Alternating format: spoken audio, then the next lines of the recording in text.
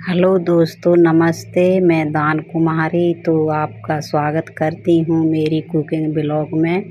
तो ये है भिंडी की सब्ज़ी। तो मैंने इसको बनाया है बेसन के साथ में। ये भिंडी है तो मैंने ले ली हैं 300 ग्राम मैंने भिंडी ले ली हैं और उनको मैंने साफ़ पानी से धो लिया है और धो के बढ़िया पोंछ लिया है। और अब भिंडियों को मैं काटती हूँ। तो क्या करना है कि उनकी ऊपर की टोपी होती है उसको हटाना है और नीचे की भी हटाना है और भिंडी के 2 टुकड़े करना है, बीच में से भिंडी को काटना है और भिंडी के 2 टुकड़े करने हैं और उसके 2 टुकड़ों में से 4 टुकड़े निकालना है। उनमें लंबे लंबे 4 टुकड़े करने हैं भिंडियों में से, लेकिन ऐसे ही मतलब लंबे लंबे टुकड़ों में सारी भिंडियों को ऐसे ही काटना है। एक भिंडी के 2 टुकड़े करने हैं और 2 टुकड़ों में से 4 टुकड़े करना है, मतलब ऐसे लंबा लंबा काटना है।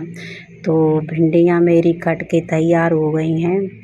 तो मैंने भिंडियों के ऊपर डाल दिया है सरसों का तेल और तेल डालने के बाद मैंने उसमें डाल दिया है स्वाद अनुसार नमक डाल दिया है।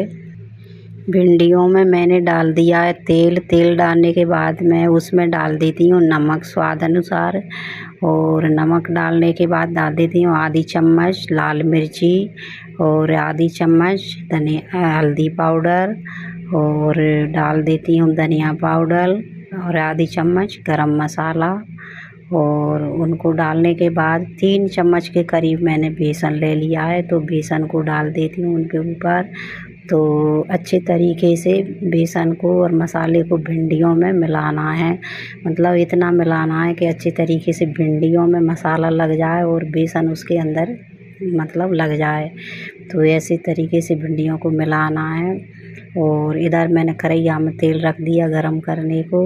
तो गरम करने के बाद में मैं उसमें डाल देती हूँ भिंडियों को। तो भिंडियों को मुझे अच्छे से उनको 3 मिनट भूनना है तेल में। भिंडियों को 3 मिनट भूनना है। तो चलाते और उलट पुलट करके अच्छे से भिंडियों को भूनना है।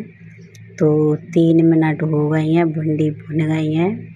तो भिंडियों को भूनने के बाद मैं उनको एक थाली में निकाल लेती हूँ भिंडियों को। तो मैंने कढ़ैया में मैंने और तेल डाल दिया है। तो तेल डालने के बाद तेल गरम हो गया है तो उसमें डाल दिया मैंने जीरा और जीरा डालने के बाद डाल दिए मैंने उसमें अजवाइन और अजवाइन डालने के बाद मैंने उसमें डाल दिया है हींग को।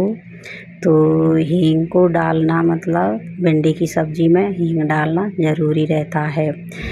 और हींग डालने के बाद मैंने उसमें डाल दिया एक प्याज, बारीक कटा हुआ प्याज था तो प्याज को मैंने डाल दिया है। तो प्याज को 2 मिनट तेल में भूनूंगी और चलाते चलाते ऐसे 2 मिनट प्याज को भूनूंगी।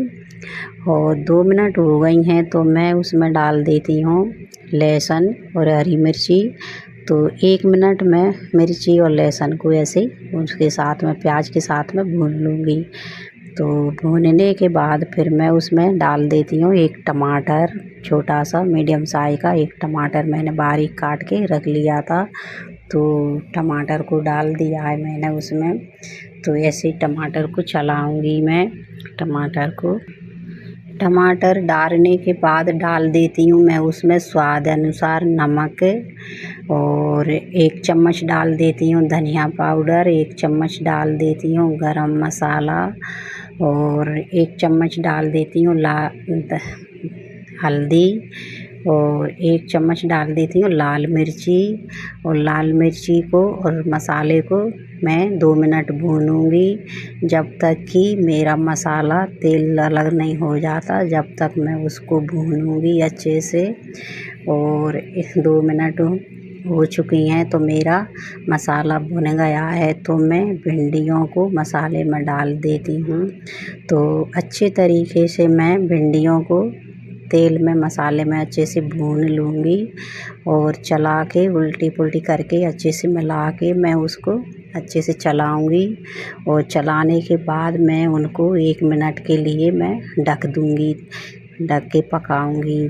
तो 1 मिनट हो गई है तो देख लेती हूँ। तो मेरी सब्जी बनके तैयार हो गई है। लेकिन आप ऐसे ट्राई करना भिंडी और बेसन के साथ में भिंडी बनाना, कितनी स्वादिष्ट लगती है भिंडी की सब्जी बेसन के साथ में। ऐसे बनाओगे तो खाते ही चले जाओगे। बहुत स्वादिष्ट सब्जी बनती है भिंडी की।